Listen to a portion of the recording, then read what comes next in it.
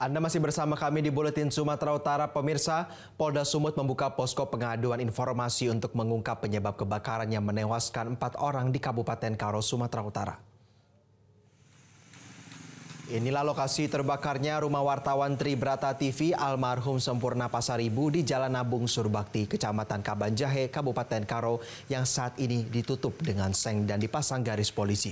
Polda Sumut membuka posko pengaduan informasi dengan datang langsung ke Polda Sumut atau Mapores Tanah Karo atau melalui nomor telepon di 0822 3143 0613. Kabid Humas Polda Sumut Kombes Pol Hadi Wayudi mengatakan layanan ini menerima laporan dari masyarakat yang merasa mengetahui ataupun memiliki bukti-bukti baru dalam peristiwa kebakaran tersebut.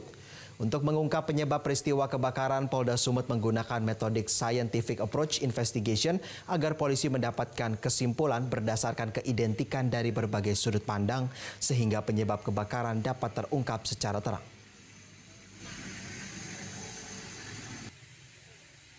Jelajahi cara baru mendapatkan informasi. Download Metro TV Extend sekarang.